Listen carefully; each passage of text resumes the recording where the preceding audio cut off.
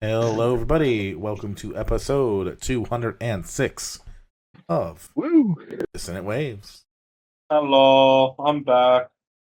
We're back. Yes, he's finally back. We've ended our side Apologies. quests into Bruce Willis and Steven Seagal, and have returned to you finally with talk of real, actual music by musicians and bands. Wow. Yeah. Ended the datification. For now. That said, we have a ton of talk about this week. Trix, Oh, we do. brought us back to Osees. Oh, The yes. Osees Mutilator Defeated at Last, and Osees Abomination Revealed at Last. Yes, I did. Ritz, you chose the new album I Love My Computer by Ninajirachi. Yeah, I believe I did. And I chose Blind Guardians, Nightfall and Middle Earth, and Salvation by Rebecca Black. Wow. And I should explain that for once I'm in a new recording location, and it should be permanent. You've moved, Hell yeah. moved house. Yeah. The apartment move is finally done. In my own study now, which is really, really cool. It means I can be a bit louder, and my partner can still play games. So she's not gonna be giving me the stink eye when recording goes to 2 hours, which is kind of fair. How's it feel? Very hot in here, so I had the fan on. Our most special recurring guest will not be as recurring anymore. Yeah, I Yeah. can say something offensive and she'll open the door and have a go at me. Sounds out, Ash. Which, again, fair. But it's not the only reason I've been out the past bit. Obviously, yes, I was out for moving for one of these weeks. But I also have gone and travelled a bit to do probably the last travelling of the year willingly for concerts. You know, I never know if work sends me down again and I'll be recording in a random apartment on well, I shouldn't say shitty laptop. It's not that bad of a laptop, but yeah, it's comparatively to this, it kind of is. But did big sound investment again. There were some shitty things about these industry events. It's very comparable to a South by Southwest. But it's a good way as a music fan just to I guess find underground acts, or not fully underground, but underground enough. Like some of these have some breakout. Like Hachi has opened for internationals and stuff like that, and was playing it. I remember last year Stand Atlantic played a set there as well. And I reckon these are some of the bands that kind of just get that little bigger draw just so you can get a couple more wristbands sold kind of deal. Also, we did kind of sneak into the delegates event to see Kiss Chasey for free, so that was fun. But the other thing that I managed to do at both this and in Melbourne for Sawhorse Festival is that I found a great cheap way to get merch or souvenirs from all these little gigs. Turns out basically any band is really happy to sign a Pokemon card these days. Hell yeah. So I now have 35 cards. It was supposed to be I think I have 36. It was supposed to be 37. Sorry, everyday believer. I lost your card. I think I lost it at the tote. I absolutely apologize. You guys were good, and I feel like I just had to put that out there because I'm almost certain they would have seen the card on the ground and gone, "Fuck that kid." The funnest. Go ahead. So you go. You go. Remember you were trying to make all the bands into Pokemon cards? Yeah, and then they kept getting cancelled on me. But that it was also a very kind of big idea, and I still do want to do that.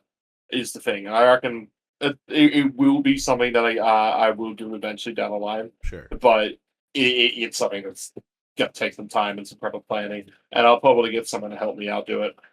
But yes, the best card that I managed to get signed is turns out there was a certain drummer doing a keynote for Big Sound. He wasn't performing any showcases or anything like that, but he was at them, attending them, and just trying to go like, hey, I wonder if this artist is any good or not.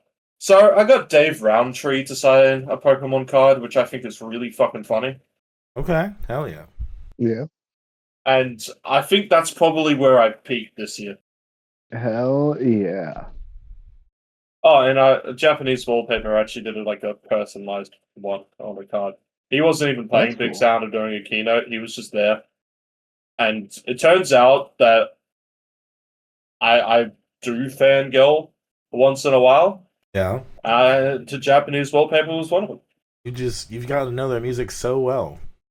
I Yeah. listen to that shit constantly in uni. I am unashamedly a fangirl.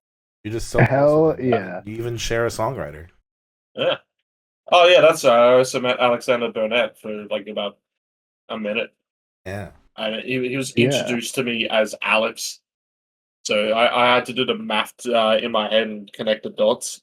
And then I just had that one little spark that just blew up in the brain and went like, oh shit, I remember everything about him. Well, when he turns up in your next album, be sure to point it out. Yeah, that's about the highlights that I've had over the past 2 weeks. What have you two been doing? I've been building the bass guitar. I've been ill. Well, we all did something with our lives. Yeah. Yeah, I slept in bed for a lot of. Just trying to pad out this episode's intro because that's how I feel about the albums this week. Well, not all of them. Interesting. Okay. Oh yeah. There's 2 albums this week which I really did enjoy. There can only be 2 I can imagine you enjoying, so. Yeah. So I guess let's start with one that I didn't enjoy. Dominic, why are you a theater kid? I'm not a theater kid. That's the thing. I'm just saying, out of all the people who's on this podcast that has picked probably the most theater kid music out of all of us, I think it's you. I understand the coincidence. I understand all of the the miscommunication, how it looks that way. I am not a theater kid. I just happen to like things that are theatrical and dramatic. Okay, but I'm just saying, if you go into someone's wardrobe and you see a fursuit, they might be a furry. I'm not denying that. I forgot where I was going with this is one. that I'm a theater kid. I was a theater kid. Yeah, and yet somehow Dominic's not beating the allegations. Yeah. I wasn't in theater, although I was not popular enough to be a theater kid. I didn't know anything about it. I didn't fucking watch musicals or read plays that much. Dominic, I can't think of anything sadder than a gay high schooler not being good at theater. It was middle school. Oh. Anyway, you want to introduce the album, Dominic? It's Nightfall in Middle Earth by German power metal band Blind Guardian. Album that was played many times for me when I worked at the secondhand store. I've heard it front to back numerous times. I'm not really a Lord of the Rings person either, but there's just something about this album that I just like. It's the same environment in which I was introduced to Devin Townsend, so it's not that surprising. I was gonna say, like, if there's any artist that we can cover that we can just like do a direct comparison to, it's Devin Townsend. This sounds not exactly like Devin Townsend, but better than anything. I think it sounds the closest to. I usually say a budget as an insult way, but I feel like this is budget in the sense of it does actually feel like cheaper production. I'm sure you probably listened to the remastered version too, which is funny. Yeah, but that's not me saying this is cheap production. It's me saying that Devin Townsend is expensive, overproduced. Sure, I'm not going to deny that either. Yeah. I think, like I said before, Devin Townsend's a lot better live because he lets his vocals do the work. He doesn't rely on like production as much. Yeah, but yeah, I'll give you that. Better than any Devin Townsend I've put on the podcast. I will agree with that. Yeah, I'll agree with that. I know, Trix, you're the Lord of the Rings nerd, if any of us. So what did you think of this? Yeah. This sure is power metal, and I can tolerate power metal at best. I'm not gonna lie. I can't wait till we do Dragon Force next week. No, we're not. Dragon Force is like I can appreciate the ridiculousness of because Herman Lee is, I'm convinced, an alien. So what we're actually just going to do next week is that all three of us are just going to keep playing for the Fire and Flames and Expert till we 100% it. I cannot do it. My hands will not do that. I've tried. I got really damn close on the GH Live version, honestly. I'm like the only person who enjoyed 6-fret Guitar Hero. I was going to say, like, that's a different form of impressive. I don't think it's like... It's hard, but it's not the same hard. No. Like, it doesn't translate. That's it. But I can't explain why I like 6-fret so much. I just found it impossible to I guess it's being used to playing the 5-fret guitar, just the way that it's lined up. I don't think I had an issue with it being 6 frets so much, as I kind of just had an issue with just like seeing the notes and figuring out which one to fucking press on the guitar and all that. Oh, it made intuitive sense to me, but that was also because I played guitar. And like, oh, this is like more like actual guitar. Okay. Yeah, because the biggest lie that anyone can tell you is that you can learn guitar from playing Guitar Hero. No, you can do it through Rocksmith though. Rocksmith was fun. Rocksmith was fun for the 10 people who played it. Oh come on, there's custom charts. Probably all done by the same 9 people. It's bigger than you think it is. Because it's easy to mod on PC.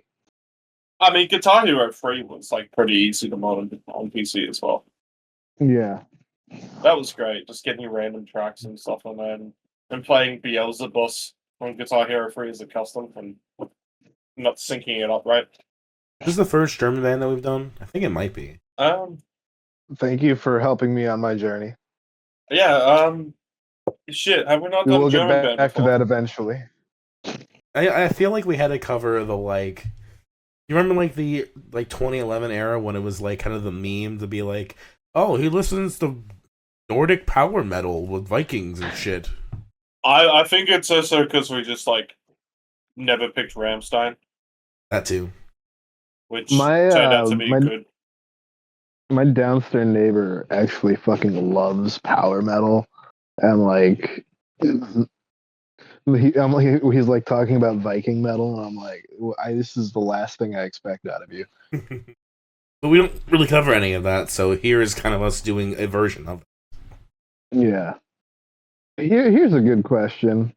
To bring it into kind of, I think, I'm trying to think of like, compare this to doom metal in a way. Okay. And I think like the most, like, wizardly kind of, I don't know how to what I'm describing, like Lord of the Ringsy and fantasy is Dope Throne.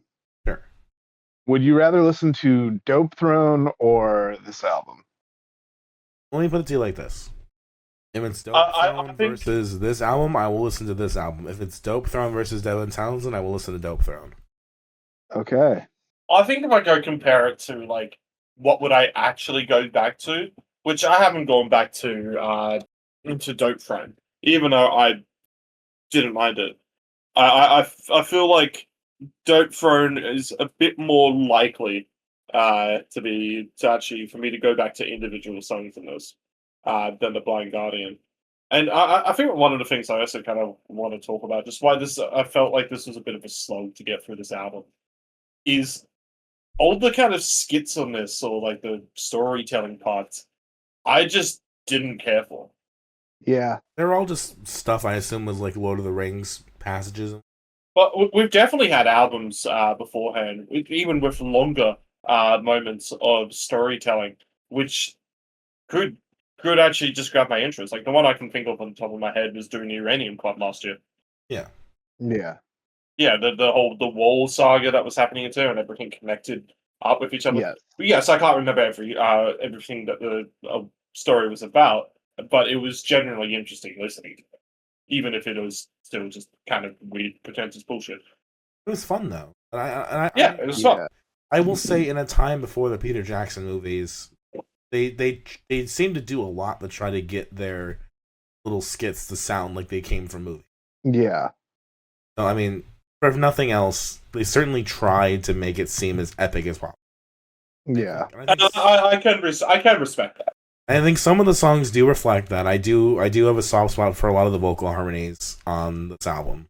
It's I guess its biggest positive that I can give it is that, especially for what I will call theater kid metal, it probably sounds the most sincere out of a lot of theater kid style music that we've listened to. And I know it's an insulting term to call this theater kid because it's not actually quite that level of stuff. It's not the fucking Alex Boniello shit where that's the whole really over dramatic whole thing for no reason and some real kind of like abusive shit in the lyrics. And this is just, in a sense, it just has that kind of vibe that's going on with it where the things keep trying to sound epic and it keeps trying to sound epic, and to me that's a turn off. Sure. But yeah, I can respect that at least if we can compare it to all the other stuff, this somehow sounds the most sincere out of all that. And I think part of that's because there is some songwriting prowess, and like there are defined melodies, there are like sections that are, you move from one verse into the next, and there's a bridge, and there's a chorus, and these seem like songs that were actually composed and thought through very clearly compared to some of the stuff we listen to, the kind of the theater kid genre. Yeah, I don't know, like Alex Boniello stuff. You could say, yeah, okay, he's following the songwriting playbook, but gives a shit. This feels like a genuine, like, we're a band that knows what the fuck we're doing. We're just really fucking nerdy about Lord of the Rings. Also, I will give it to them for trying to introduce music and like instruments that fit that style too. Mandolins and folk music and things like that. There are at least some little tidbits here and there that get a little bit more than just metal. Like, I know I'm not going to convince anybody.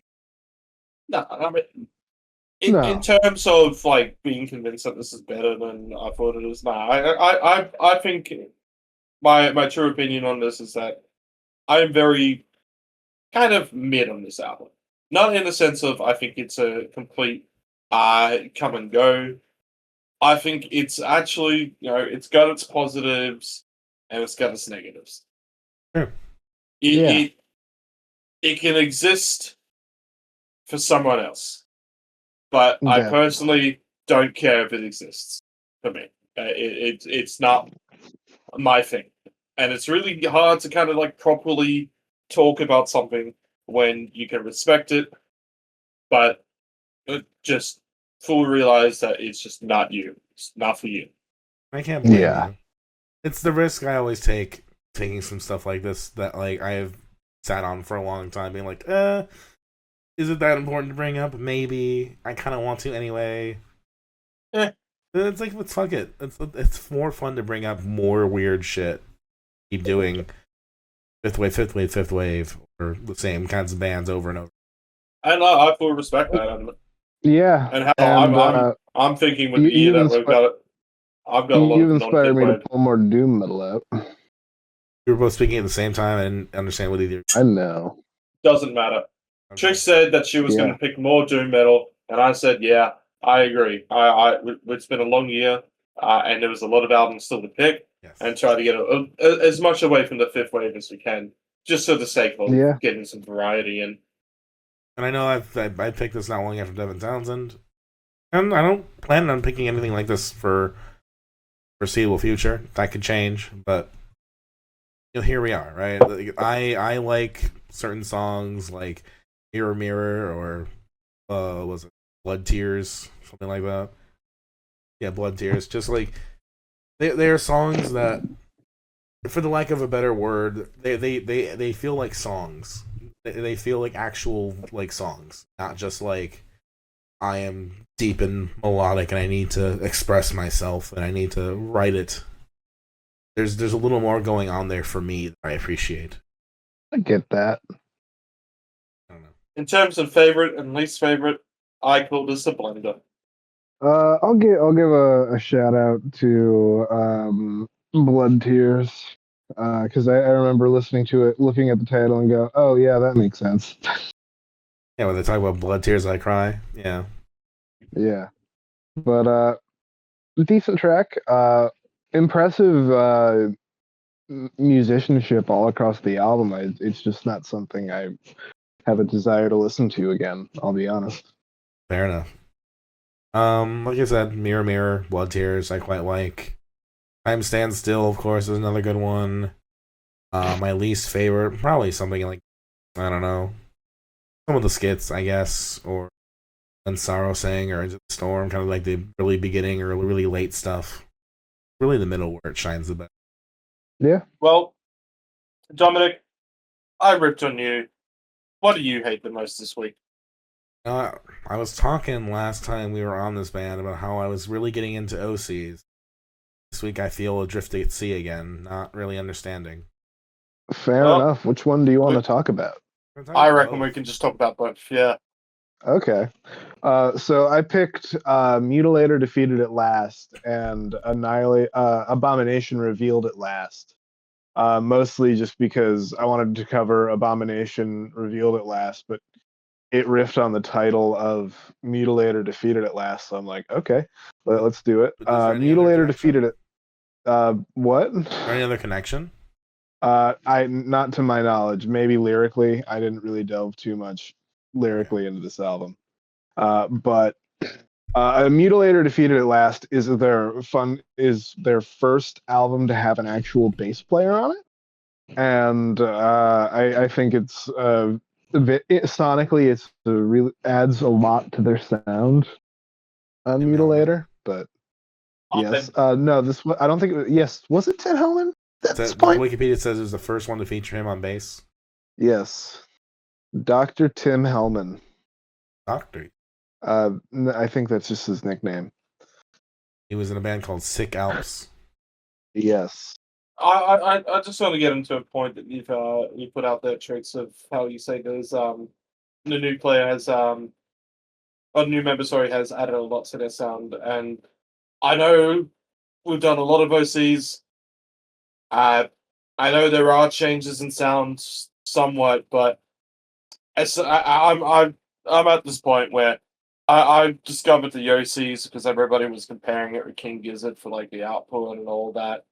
And at this point, I just had this epiphany of thinking, I can tell almost every King Gizzard album apart, and I just can't do that with the OCs. I'm right there with you.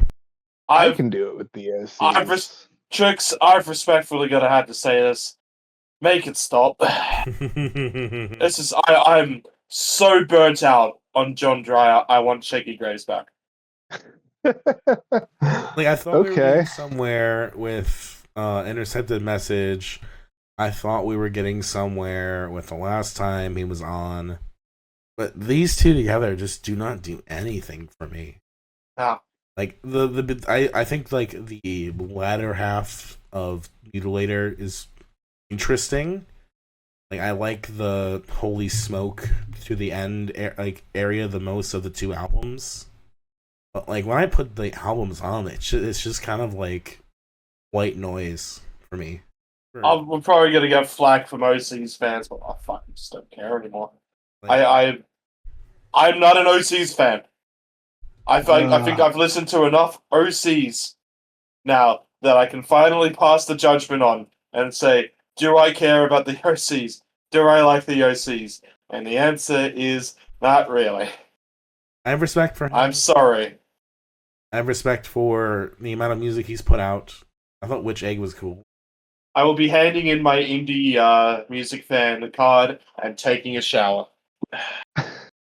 I know Bill Hader has his friends as an OCs, so that's cool. I think he's just friends with the band entirely. Sure. Sounds also. I want to point out that OCs is still a band that will be kept on my bucket list for seeing live because I have heard great things about their live show. Oh, the drummer's literally steam. Yeah, I haven't seen him live. I'm sure that's like the whole moment where everybody gets into them and stuff is seeing the live show. But at the current moment in time, so just comparing the studio, I can't even really talk about these two albums specifically because I can't tell them apart really. There was some differences and stuff, but I just can't remember I really can't remember much OCs. Like Abomination Anyway, feels more punchy. I can say that. It feels more internet-y, for lack of a better term. yeah. Sonically, Sure, I why mean, these are not? two entirely different albums. Yeah, but that's not why. It's a case of I'm struggling to even retain listening to the OCs. The only one I know that I can tell you some stuff is Intercepted Message. That's because the fish needs a bike was always going to go through my head forever. And then the ending track is that hold music. Yeah. Everyone fucking knows that fucking sick ass hold music. So, like for Hell that, yeah. that I know. And like if you like held it in my face, there's probably some stuff like when we did like Carry On and the Dream and all that stuff I could probably tell you about. And I think I would probably know more from Ty Segall at this point. I think I could tell you more about Ty Segall stuff. I feel like Ty Segall, just from what I've listened, has had a bit more variety. Yeah. Like this is not Ziggenbach comp. I'm not angry that we did this. I'm happy that we did pull out of doing the Deaths of Dryer added onto this. Yeah. Well, I've been reconsidering my pick for next week, but there might be a little more Dwyer in the future, but a very slight amount. I mean, I will listen Make to it stop. I will always listen to it. Yes, that's how. No, I think there's only been one time where I've refused to finish an album. Which one was it? LMFAO. Oh yeah. I listened to those multiple times. I just remember going through that, and I just remember there's a couple songs here, and I said, I left, and I was just like, why? Why am I finishing this? And when I thought that, I think I actually reached enlightenment for a full fucking second there, and just walked away. One time you felt okay saying, fuck this podcast, I'm not doing this. Yeah, I think that's the only time. There have been times where I haven't listened to an album because I wasn't during the week and I've been busy and I haven't had time to catch up to it. But in terms of one that I've actually reviewed, that is the only one I've never finished listening to. I think I've finished listening to the sequel album. It's a better album, so. Yeah. And next week we will be doing Party Rock Mansion by Red Foo. All right. That's always just funny to think about. It's just like, yeah, fuck. I'm the popular one of LMFAO. I would do a solo project. Yeah. How'd that work out for you? And then he appeared on The Voice, which is just like, what the fuck? You're not even trying anymore. He never needed to try. He was born into fucking music royalty. Yeah. No, not him not trying. I mean the network. That's a case of like, he doesn't sing. Yeah, he's not a singer, I guess, but it's like, but you don't think of who is a good singer and then pick fucking Redford. No, that's when you get down the list. No. Fuck, we need somebody. Fuck. We need the only good person that like actually could sing, that judged The Voice was when Seal did it for 1 year. That's so yeah. stupid. I this couldn't is on even The Voice tell you Australia. who's on the fucking Voice right now. Fuck, never could I. I think it actually lost so much viewers after a couple of years that another network picked it up for cheap. Just waiting for all those shows to finally die. That Will period. They did, Trix. That's the fucking thing. One of the big reasons we had that stomp clap boom in the late noughties, early 10s, and stuff like that, is that the pop bubble had fucking burst. And stuff like Australian and American Idol and X Factor and stuff like that. Yeah, I know some of them still were existing. One Direction started getting popular around that time from there. But they had so much less power during that period than they did before and after. Yeah. Once Susan Boyle got attention, it was like, oh, there are other artists out there. Yeah, and it was over again. And then we had the Masked Singer, and that fucked everything up again. And you know what's great is that everybody can remember Susan Boyle, but no one can fucking remember a single one of her songs. Because it turns out that type of success was only for the cover songs that you were doing on a reality TV show. Name a fucking Susan Boyle song. Right now, no searching up. I Dreamed a Dream. No. I don't even think I could name a cover. Her famous cover was I Dreamed a Dream. Yeah, I said a Susan Boyle song, not a cover. No, I can't think of one. I don't know any. Exactly.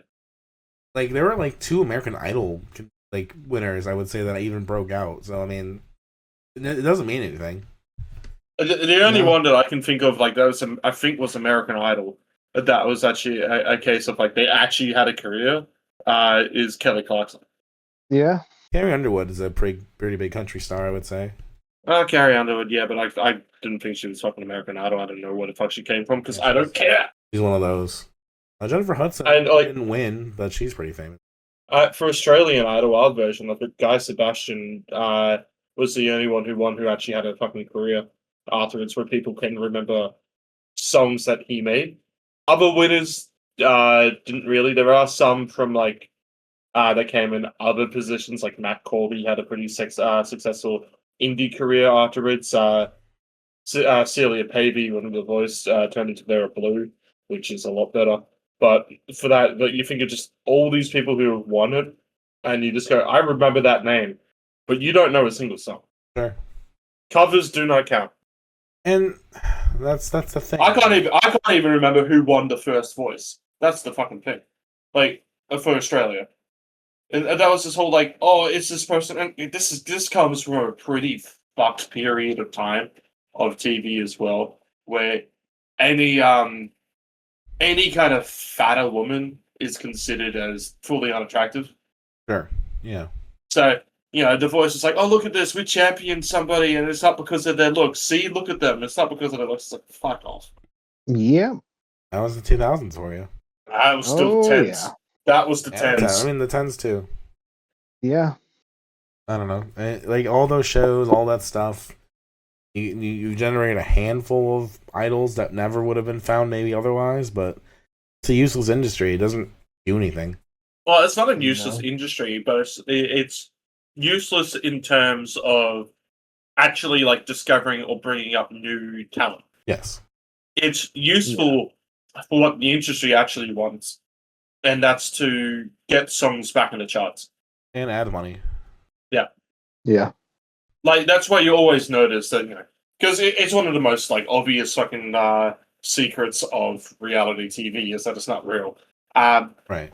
And that people on here are told to sing a certain song or all that and blah, blah, blah, and going for that.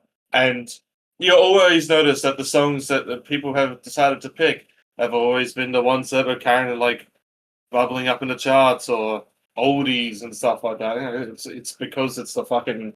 It's the industry labels. They're just going, hey, here's some money. Promote this song. And that's how Glee operated. Yeah. Yeah. I think Glee might have even started with, like, good intentions, so I could even be wrong with that, but then that was... Glee has always been a force of evil. Yeah.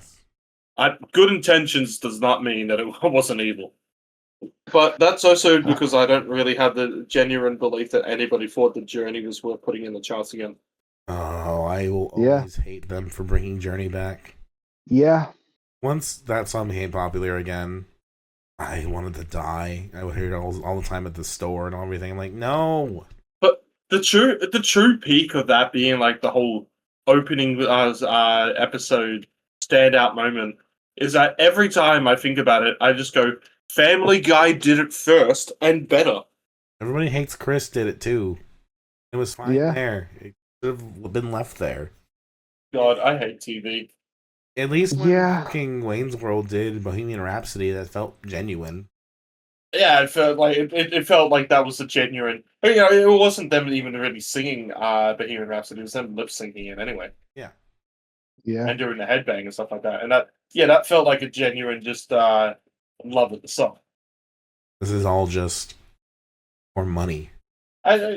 People also figure, the classic moment of Wayne's World with that song is the headbanging scene, which became a cultural moment. Right.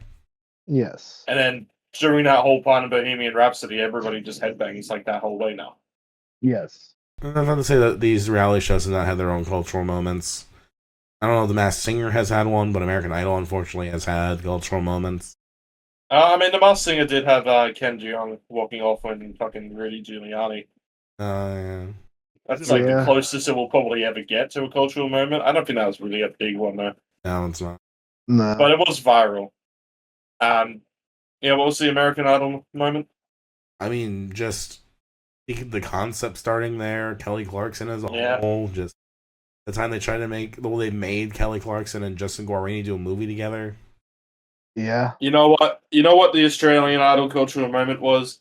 Is when this Asian guy came out with an acoustic guitar, and he was 100% trolling the fuck out of this this TV show. And he comes to the audition, and he poorly plays guitar and poorly sings and acts confused the whole way. So the TV show thinks that they're like actually making fun out of this guy. And it's like this other way. There's 100% no way this dude isn't fully aware of what he's doing. Actually, you know what? Yeah. If you want to talk about what is a cultural phenomenon that is squarely in the 2000s, never left the 2000s, has never even been thought about since the 2000s, look up fucking Sanjaya Melakar. I fucking don't even know who that is. Me either. I think it was season 6. It was the problem where Sanjaya was okay. He was not amazing, but he kept getting voted to stay. And then more and more people started hating him, but then more and more people started voting for him to stay. But I don't know that because that's American Idol and that Yeah. point, and that one never went over here. Yeah. And it became I didn't watch American Idol. It became like its own thing where it's like, you know, this seemingly nice kid who was just on this show is just constantly being voted back, and everyone's kind of like, well, he's terrible, but I want him on there. So that was like that season's big hook for like several weeks was, will he be voted back again? This is one of the shows I grew up watching was The Chasers War and everything, and they did a segment for a while, like basically every week, which is what did we learn from the current affairs. And one of the episodes that they were doing was like on cross promotion, and there was a Dancing with the Stars kind of a promo that one of these current affair places was doing, and they put out this fake story. This is them basically trying to promote and stir up their own controversy that doesn't exist. But they're like, oh, look at all these protesters who don't like this one person on the show or something that are picketing outside, and it's the most obviously like staged protest by the own media, and that's just kind of like the sad levels that fucking happen. I'm giggling. You posted the Wikipedia page, and I'm giggling at reading the personal life section, which is in a 2022 interview, Malakar revealed that he was working as a pastry chef in Montana after walking away from the entertainment industry. He also mentioned that he identified as bisexual. That is just the perfect life. That's Trix. I think we found your opposite. Yeah. But this was like, I'm looking at this again. People were like on hunger strikes, being like, "I'm not going to eat until he's voted off the show." Wild. That's wild to even give a fuck about that. But yeah. Yeah. One American. No, here we go. One American Idol fan on MySpace claimed to be on hunger strike until Malakar was voted off. She later admitted that she was canceling her strike after his stay was longer than expected. In her YouTube video, an advertisement for a dating site was prominently displayed, causing speculation her hunger strike was really for profit. No, couldn't have been. Yeah, this could is not have been. No one remembers. No one should remember, but I remember because that was the year that I watched the show. Damn, what did he cover? Ain't no mountain high enough. You really got me with bathwater. But he got eliminated on the country episode. I think that's the one I remember. Damn, good on you, Malakar. Yeah, I hope your pastries taste good. I'm sure they do. It's not just a music thing, but it's a complete thing where reality TV shows will target people to be the villains and just ignore these just everyday people getting death threats for appearing on a show. It's happened on fucking MasterChef. And I remember even like my own family being like, "Oh, I hate that bitch." It's like she's just a mum who's cooking on a reality TV show. Yeah, you're not there. Don't give a fuck. And you know what? I one thing I can always remember is that when she got eliminated, she put out like the most like professional kind of speech, and it was just this very like understanding, didn't hate anybody. She was just so nice about it, and she was getting death threats this whole time. And then there's the whole part where like all the eliminated contestants can come fight back for the chance to get in. And this is probably like the most boss move is that she recognized all the death threats she was getting and just said, "Nah, fuck it, I'm not going back on that." Yeah, absolutely. Why would you? Yeah. Good on you, fucking good on you. I have so much respect for that shit. Yeah. But remember, this is like a large amount of money that you're potentially like you're giving up.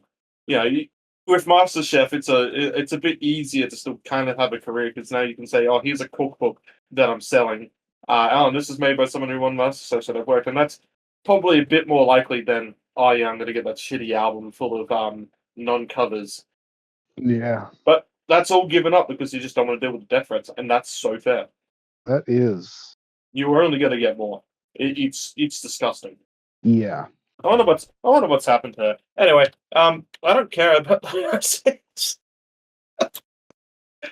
We're talking about the OCs. That sucks. Yeah.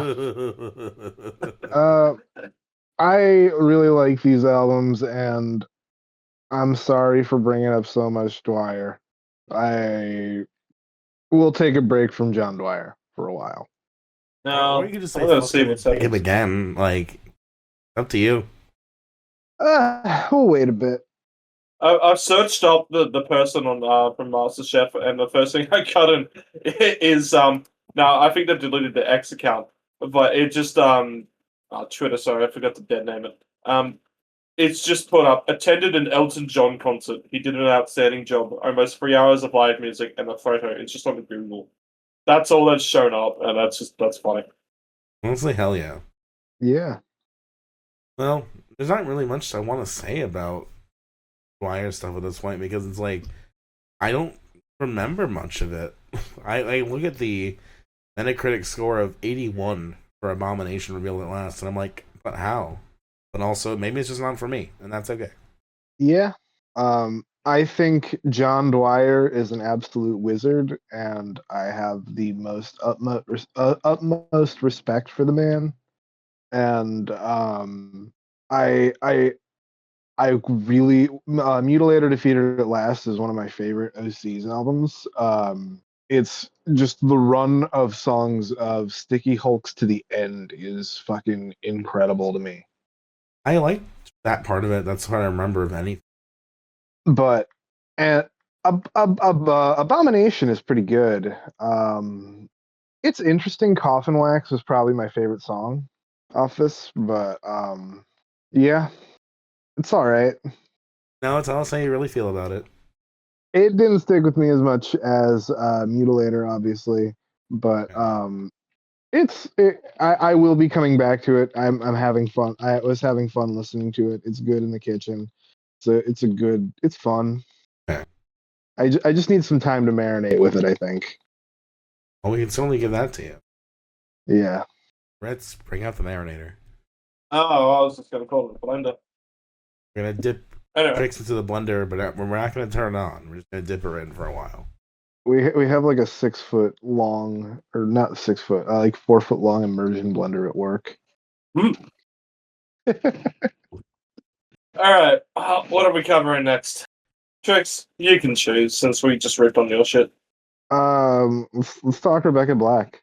I kind of want to talk Ninajirachi first, but if you insist, We'll do Ninajirachi then. You want to do Ninajirachi first? I was going to suggest Rebecca Black first. We'll flip a coin. well, you let Trix choose, so we can do Rebecca Black first. I'm gonna put it up to fate. I'm gonna flip a coin live on air. All right, heads is Nina, tails is Rebecca. Okay, get the coin out. Heads for Nina. Yep. Jirachi. It is tails for Rebecca Black. It hit tails. It hit tails. All right, Dominic. Rebecca Black is back, better than ever. Let Her Burn was an alright album filled with potential, and here she has realized it. Salvation is the best album of the week. Thank you. Goodbye. Not the best album of the week, but I agree. It's good. Like it's short. This is pretty good. Yeah. It's more an EP personally than it is an album, but it's good. I'm I am so We impressed. talk about all those people that were like jokes and stuff back in the day, or the reality TV, and we talk about what was a true sensation for 15 minutes. It's Rebecca Black. We've talked about this before. Yeah. And now I feel like we didn't expect her to have an actual career. And she was building up for several years, working with different producers, remixing Friday a billion times. Let's put it out there. She definitely got a bit like, despite the shittiness of Friday, it's definitely given her a head start. Sure. Yeah. I don't know. It's not a head start to the level that most industry babies would say get it. She definitely hasn't had a head start enough to become a global pop star or anything like that. But she's had that start where producers that are actually like interesting want to work with her because they find it interesting to do so. Yeah. Now, you could put some comment onto that or something later down the line, but that does work in the favor of everyone here. For those producers, it was always, they seem cool. They work with Rebecca Black out of all people. For Rebecca Black, it goes, she seems cool. She's working with these producers instead of the global pop ones. And for us, it works because the music sounds better. Yes. Yeah. And then I also posted when I picked her DJ set from last year. Yep. Holy fucking shit, she's really good. I did not watch it. It's a really good mix. She has seriously like paid attention. She has done her work. She's a DJ. Like she's just worked at it. For somebody who had full right to just never go back into music, she's just decided, okay, I'll become a hyper pop star. Yeah, and it's working, man. This is a pretty good EP. It was actually interesting to listen to the whole way. Like the DJ set ends with Friday mixed over 360. Fuck. And it goes so fucking hard. I have to watch it. Oh man. Now, I'm gonna say, like, the reason that I don't think this beats Ninajirachi for me though is that its shortness isn't so justified by the fact that I don't think she's still quite reaching a range here with her music. I think it all is just very it's kept too close to each other between songs. Like the stylings. Yeah. In a sense, this is probably more of a, once I've got the other stuff blenders, this is more of a cheese sandwich. I'm not gonna rank the favorites as cheese sandwich, I'm just saying it in that case. But by the time that that this album's over, you do go, that was enjoyable. It definitely was very consistent as well, but it could have done more. Oh, sure. But yeah. I think that's the brilliance, though, is that like she has shown that she is now on the level of a lot of other pop stars. I think that she could put out a fucking good song, and and she can also just be a feature. Like she was on Hyper Youth. Yeah, her See You Dance is a great song, especially because she's on it.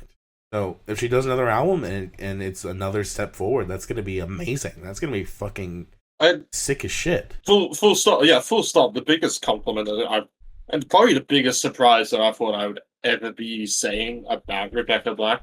I was there when Friday came out. I remember my thoughts on that whole thing.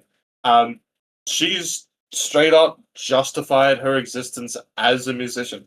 It's not just here now as, when the Friday remix came out back in 2011, not 2011, 2021, sorry, with 100 Gex, 303 and all that. It was a good song, but it was also kind of good because of how I guess how comedic or how like out there it was and to do it. Yeah. And it had a lot of a meme factor here, but like this album you can listen to and say, okay, it's enjoyable. I felt that about the last album, by the way, before you go into there, but it feels like this now exists for this other than the fact of like if this album was made by someone else other than Rebecca Black, it would still be the same level of enjoyment.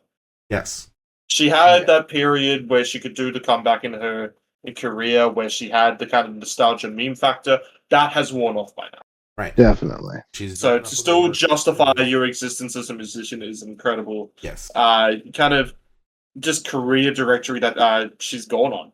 I can think of so many other musicians that, I mean, a lot of them after being that kind of child sensation for 5 seconds that everybody was mocking, would have just completely left the music industry and just never touched it again. So many of them do. Yeah. And I can think of child stars that had that kind of curse, and the one that actually kind of comes to mind of who properly shaked it off and then started to put out an actual career. Now, I think to lesser quality, but it is still, they've done it, is Miley Cyrus. Mm-hmm. You know, people always talked about that whole kind of shocking period that she had where she was doing all those kind of sexual acts on stage and all that. And then it turned out to be brilliant because she's just completely washed off the whole Disney style shit. Yeah.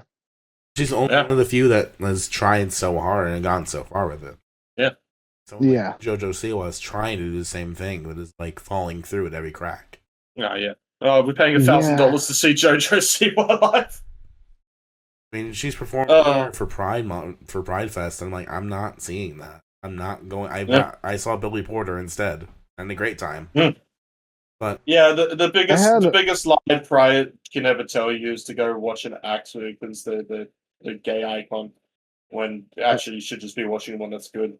Random JoJo Siwa aside, I used to have this fucking Baby Yoda bong that had a JoJo Siwa pattern on it, and I have no idea where that thing went or where it even came from. Actually, I also want to back up my statement here by saying that Mardi Gras in Sydney, which is the gay pride event, backed up my claim of that by having this was in 2022 or 23. This is before Brat. It had Charlie XCX playing. You see, that's the time. Charlie XCX is not, from my knowledge, a gay person, but it is definitely what all the gay people want to flock out to see. As Billy puts it, Charlie likes girls, but she knows I'd hit it. Yeah. Charlie likes boys, but she knows I'd hit it. And JoJo Siwa is definitely bi as well. She's I'm pretty sure she's come out and said that.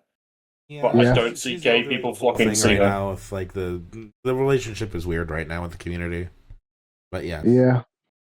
I mean, you can be gay, bi, trans, and all that, and not affiliate yourself with the community or be an icon for the community. Sure, that's reality. That can be for good reasons. That can be for terrible reasons. Yeah, but the reality is that gay people aren't going out to see JoJo Siwa. But Rebecca Black is doing the same thing, and she has earned it. Yeah. She feels genuine. Yeah, doing it. Yeah.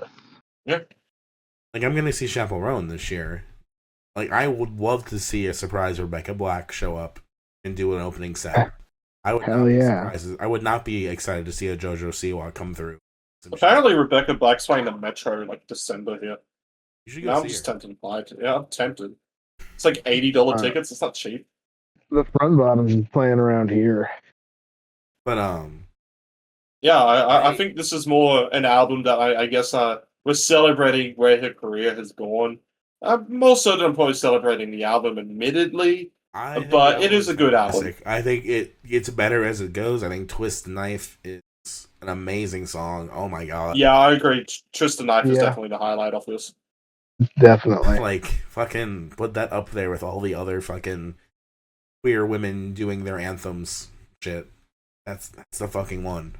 And it's getting so much fucking gaff on music review sites. It's a 52 on Metacritic. People are fucking tearing it apart, which is crazy to me. Who gives a fuck about Metacritic?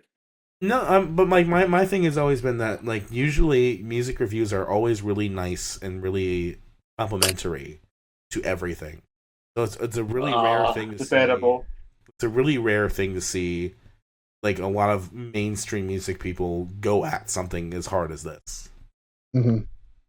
I think it's harsh to go. I personally, I don't think this is best album of the year material, but it's a good solid album. I think it's fantastic. I think she has shown so much growth. It's actually exciting to see where she goes next. Yeah. Alright, well, favorites, least favorites? Ooh, Favorite is Tristan Knife. Least Yes. favorite's probably something like Trust. Yeah. You pretty know, much. Like, Twist the Knife is so fucking good. I got it hand of the Sugar Water Cyanide.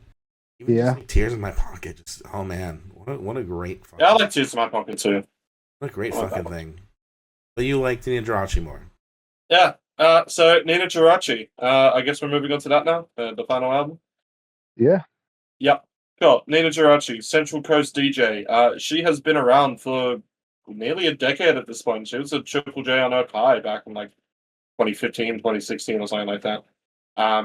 Didn't win it. I think Greta Ray might have won that year. If it's 2016, and 2015 would have been like Mosquito Coast. So we'll see which one actually ended up the furthest out of all those, huh? Anyway, I've known about her for a while. Actually, I've never covered her on this podcast, but I did have one of her songs with Coda Banks back in like 21 as one of my favorite songs of that year. I think like 53 or something with Slytherin, which is probably the only fucking Harry Potter reference that I have like ever cared for in a song. I forgot where I was going with this. I'll get back to that. Yeah, she's had probably a pretty big year this year before even dropping a single from this album, with getting the laneway slot of DJing in between artists for every city on laneway, getting to open and do a full like hour and a bit long, sorry, DJ set for Porter Robertson nationally around Australia as well, which is a huge venues to be doing. Big. Then yeah, when this album comes out, not only getting the Triple J feature album, all that, and the popularity, but Anthony Fantana even coming out and giving it an 8 out of 10, which, yeah, it's not like Fantana reviews are going to completely change your career, but getting an 8 for that, for this type of album, feels like it's just wild to get that kind of internet success happening. Yeah.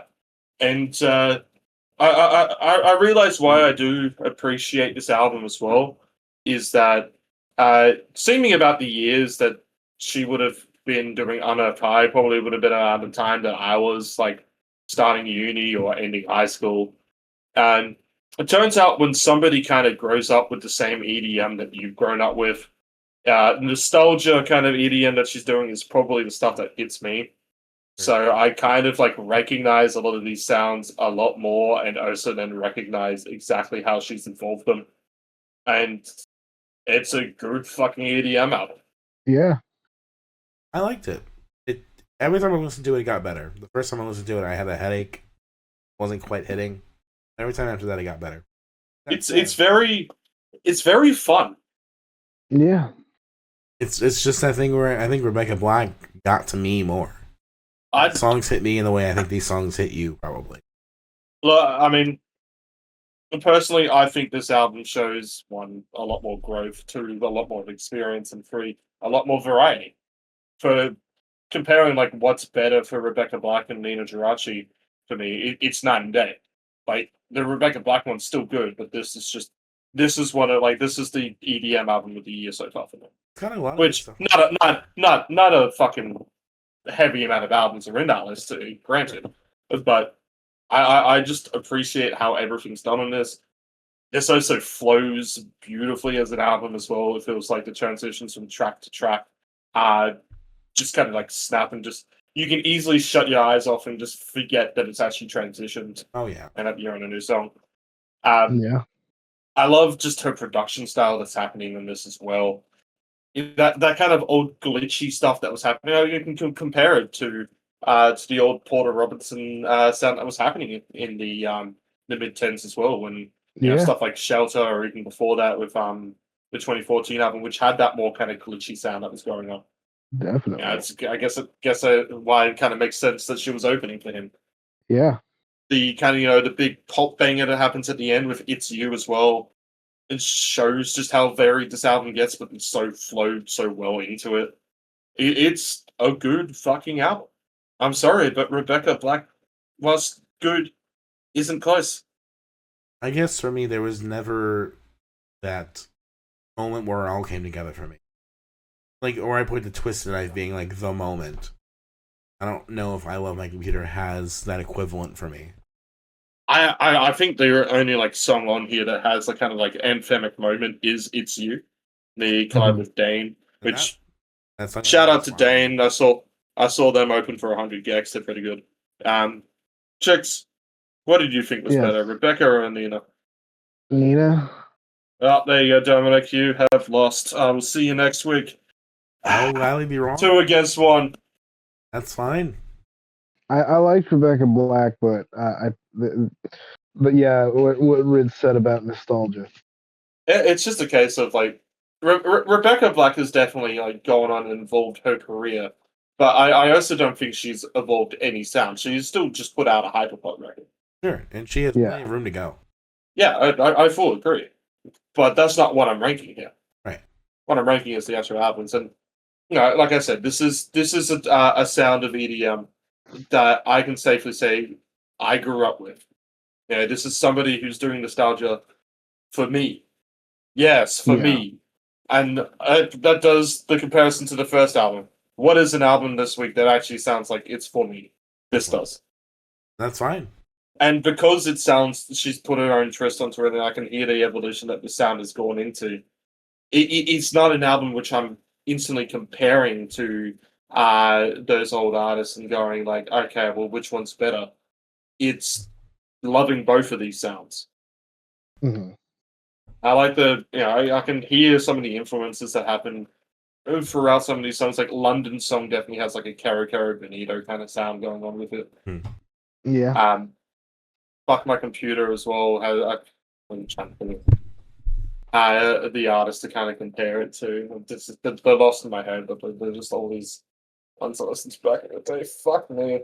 But it is still a very clubby album as well, and I guess I can compare it to JBB, which that was an album, I guess, that they said they wanted you to dance to, but like this is the album where like I guess it's because it's what I've grown up with or what I more see like that clubbing sound to be. This is like what I more think of. Okay. Yeah. So I guess what I'm saying is like that all the complaints that I've had with like previous albums that we covered are like solved by this. Okay. Fair enough. Yeah. Now, don't get me wrong. I'm not saying this is like my favorite album of all time or anything like that. But it is a really strong album, and it has currently like gone up as one of like it's one of the few times in which I've seen a bunch of hype go around in the music forums that I'm in, and actually said, okay, yeah, shit, no, this justifies the hype. I guess I feel like a little alienated because of the songs that I like more, like CSI RAC or the Cat one or Info Hazard into Battery Death and the Sing Good. Those aren't the ones that people talk about as much. No, I feel like you're right. People are more talking about like the I mean, I've seen people talk about Info Hazard, but like the first three are usually kind of like the ones that people talk about. Almost so iPod Touch and Fuck My Computer, and I guess a bit of Delete. I like the transition from iPod Touch into Fuck My Computer quite a bit, but it's great. But I wasn't as into that stuff as I was once the album really started getting going. I don't know. Like, London Song just really didn't do it for me first. Damn, I full disagree. And then iPod Touch was like better, and it got a Fuck My Computer, which was a really nice move on that part. But you know what I reckon I can compare Fuck My Computer to, and it's not onto a full level. And London Song kind of has this as well, but like Betty Benassi. Yeah. Like that bit of that Satisfaction vibe, Sure. Yeah. Obviously Satisfaction doesn't have that kind of like big drop and stuff that this does, but you'll see some kind of like what I'm going with the vibes in there. What are we calling track 6? Is there a pronunciation of that? I think it's just cat. There. It's just a kitty. Cat emoji or. I'm looking at it as we speak. Where's scroll through all my shit. We love a good cat emoji. Yeah, it's a terminally online ego EDM pop album. Yeah, and it's good. Yeah, I get like it's not. I want to compare it to Brat in the sense that I'm a little let down, and that I feel like it could be more.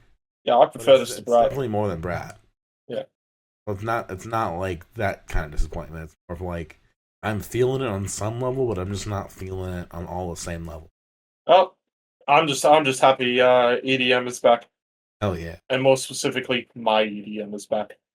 Yeah, Yeah. I talked about being a fan of Japanese wallpaper back in uni and stuff like that. That's been a dream pop, but that's still some of the EDM I was listening to.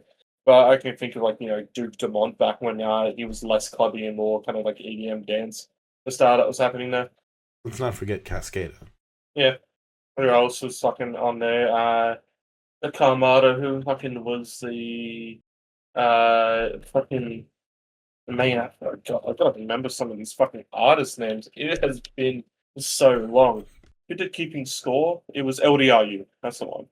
Paces. Fucking, that was another big artist. Yeah, I mean, yeah. Yeah. This Rachi. is for me. Thanks, Dina. Getting back into my top 100 with this one. Favorites for me on this one: London Song, Fuck My Computer, iPod Touch, Info Hazard, and It's You. Least favorites actually CSIRAC. When I pick one, I would say Battery Death.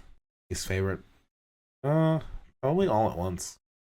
Favorites for me, probably Fuck My Computer and Battery Death. No real least favorite. All right, now for the fun of ranking this week.